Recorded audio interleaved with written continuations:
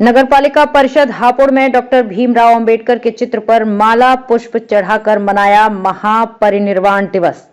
आपको बता दें, हापुड़ नगरपालिका परिषद के सभागार में नगरपालिका परिषद हापुड़ अध्यक्ष पुष्पा देवी व उनके पति और नगरपालिका परिषद हापुड़ के सहायक नगर आयुक्त सौरभ नाथ ने मिलकर डॉक्टर भीमराव अंबेडकर के चित्र पर फूल व मालाएं चढ़ाकर डॉक्टर भीमराव अंबेडकर का महापरिनिर्वाण दिवस मनाया। परिनिर्वाण दिवस पर भीम गति शोषित भाई बीड़ी संगम ने एक गीत सुनाया जिसके बोल हैं, शोषित भाई तुम्हें सुनाए कहानी एक महान की, नारी के मुक्तिदाता दलितों के भगवान की। सुनते हैं इनके किस्मत वाले होते हैं।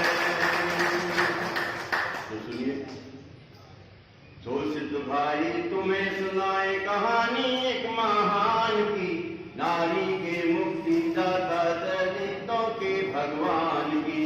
बुद्धं शरणं गच्छामि, धम्मं शरणं गच्छामि, संघं शरणं गच्छामि, बुद्धं शरणं गच्छामि।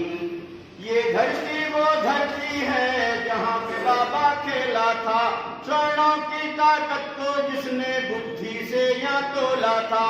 हम भी तो इंसान जगत में लंदन में जा बोला था, तब जा करके ही दलितों ने भी अपना मुंह खोला था, तब जा करके ही दलितों ने भी अपना मुंह खोला था।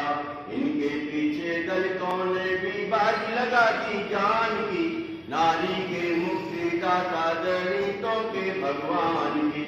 बुद्धं शरणं गच्छामि, धम्मं शरणं गच्छामि, संघं शरणं गच्छामि, बुद्धं शरणं गच्छामि। कालाराम मंदिर पर पहुंचे जहां चली थी गोलियां, चौबदार तालाब पे जाकर खेली खून की होलियां।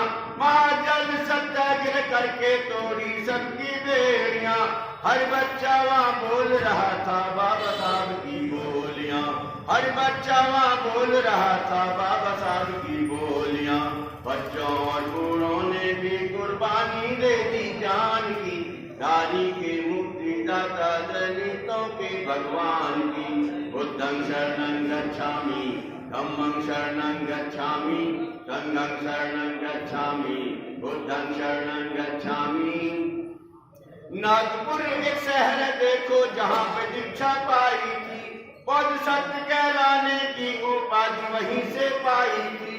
बौद्ध सत्य होने से ही स्वर्णों ने मुंह की खाई थी, 7 लाख दलितों ने भी ये कसम वहां पर खाई थी, 7 लाख दलितों ने भी ये कसम वहां पर खाई थी। दीक्षा भूमि नाम है उसका सारे जग जहान की, नारी के मुक्तिदाता दलितों के भगवान की। बुद्धं शरणं गच्छामि, धम्मं शरणं गच्छामि, संघं शरणं गच्छामि, बुद्धं शरणं गच्छामि। मनोविधान के कानूनों को बाबा ने यह तोड़ा था, मानव को प्यारा प्रेम का नाता जोड़ा था। समाधिकार दिलाकर बाबा ने जब रास्ता तोड़ा था, बाबा साहब ने अधिकारों के नाम तुम्हारा बोला था, बाबा साहब ने अधिकारों के नाम तुम्हारा बोला था। ऐसी थी कुर्बानी इनमें आठ साल अभिमान की, नारी के मुक्तिदाता दलितों के भगवान की। बुद्धं शरणं गच्छामि, धम्मं शरणं गच्छामि, संघं शरणं गच्छामि, बुद्धं शरणं गच्छामि। आखिरी पैगाम था इनका मिलजुल करके रहना है, स्वाभिमान से मर जाना पर जुल्म कभी नहीं सहना है। घर घर में भगवान बुद्ध का दीप अभी तो जलना है, संस्कार बदलने का साहस भी अब ये तुम में भरना है, संस्कार बदलने का साहस भी अब ये तुम में भरना है। बीड़ी संगम बाबा ने भी परवाह न की जान की, नारी के मुक्तिदाता दलितों के भगवान की। बुद्धं शरणं गच्छामि, धम्मं शरणं गच्छामि, संघं शरणं गच्छामि, बुद्धं शरणं गच्छामि। शोषित भाई तुम्हें सुनाए कहानी एक महान की, नारी के मुक्तिदाता दलितों के भगवान की। बुद्धं शरणं गच्छामि, धम्मं शरणं गच्छामि, संघं शरणं गच्छामि बुद्धं शरणं गच्छामि नमः। और सभागार में मौजूद महानुभावों ने भारत रत्न डॉक्टर भीमराव अंबेडकर के महापरिनिर्वाण दिवस पर अपने विचार रखे। 40 वॉल्यूम लिखे हैं, वो सब उनके उसमें डेटा में लिखित रिकॉर्ड में है। फॉर एग्जाम्पल, इस देश में वोट की बात की जाती है, जो आज लोकतंत्र का सबसे बड़ा अधिकार है वोट। पता वोट का अधिकार किस तरह बहाल हुआ? कौन वोट डालेगा इंग्लैंड में तय हुआ। कुछ लोग ने कहा कि वोट सिर्फ वो डाले जो इनकम टैक्स देता है। 5 साल में इसका विरोध किया। राजा चुनने का अधिकार सबको है। कुछ लोगों ने कहा जो ग्रेजुएट हो उसे वोट का अधिकार दीजिए। पढ़े लिखे ज्यादा थे नहीं, 32 की बात है, कितने ग्रेजुएट थे उस वक्त? एक मात्र बाबा साहब ऐसे थे जिन्होंने ये सुझाव रखा कि जो भी बालिग है, महिला है या पुरुष है, उसे वोट का अधिकार होना चाहिए।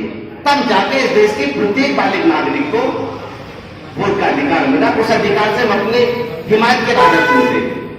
महिलाओं की बात की जाए, महिलाओं को इस देश में, ये हमारा दुर्भाग्य मानो, इस देश का पूरी दुनिया का ये मसला रहा है। पूरी दुनिया में महिलाओं को मुकाबले पुरुषों के कम अधिकार बहाल हुए हैं। बाबा साहब ने कितनी मशक्कत करके महिलाओं का अधिकार बहाल कराए हैं, आप उस वक्त की कल्पना नहीं कर सकते। जिस वक्त महिलाओं की लड़ाई बाबा साहब लड़ रहे थे, हिंदू कोड बिल नाम की किताब में दर्ज है, चाहो तो खरीद के पढ़ लेना। जब बाबा साहब ये कह रहे थे कि महिलाओं को भी बराबर का अधिकार होना चाहिए, पिता की संपत्ति में बराबर का अधिकार होना चाहिए, भिन्न भिन्न संस्थानों में बराबर का अधिकार होना चाहिए, जॉब्स में बराबर का अधिकार होना चाहिए, तो जो कुछ ऑर्थोडॉक्स लोग थे, उन्हें किसी एक जाति का मसला नहीं है, किसी एक जाति ने नहीं कहा। इस देश में हर जाति की महिला के बारे में कहा, किसी जाति के लिए नहीं। लोगों ने इस देश के बेईमान चरित्र में जो लोग हैं, उन्होंने इस बात को मतलब दरकिनार करता है कि उन्होंने किसी एक वर्ग के लिए किया है। ऐसा नहीं है, हर वर्ग की महिलाओं के लिए उन्होंने कहा है, उसे पढ़ने का, पढ़ाने का, किसी भी डिपार्टमेंट में नौकरी करने का, राजनीति करने का, व्यवसाय करने का तमाम अधिकार होने चाहिए। तो पता है इस देश के ऑर्थोडॉक्स लोग क्या कर रहे हैं उस वक्त? ये लिखित दर्ज है।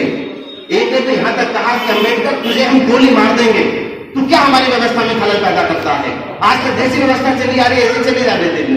तब बाबा साहब ने कहा ठीक है, गोली मार देना बात अलग है, मेरा जो काम है मैं ये मान के चलता हूं, अगर हम किसी देश के आदि संख्या को, उसके टैलेंट को दबा के रखेंगे तो देश तरक्की नहीं कर सकता। अब एक देश के आदि महिला होते, आदि पुरुष होते हैं, तुम केवल पुरुषों को पूरा मौका दे रहे हो, और जो हमारी बहन बेटियां हैं, बहुएं हैं, उनमें जो टैलेंट है उसे आप दबा कर रहे हो, उसे मौका नहीं दे रहे, कैसे देश तरक्की करेगा? एग्जाम्पल देख लीजिए, घर में अगर 4 करने वाले हैं, 1 करने वाला 6 खाने वाले हो। परिनिर्वाण दिवस मनाने में नगरपालिका परिषद हापुड़ के सभासद, अधिकारीगण, कर्मचारी आदि उपस्थित रहे और उन्होंने भी भारत रत्न डॉक्टर भीमराव अंबेडकर के चित्र पर पुष्प व माला चढ़ाकर महापरिनिर्वाण दिवस मनाया। इसी के साथ हापुड़ से ATS फास्ट न्यूज व कॉस्मिक न्यूज के लिए चंदन सिंह के साथ बलविंदर सिंह की रिपोर्ट।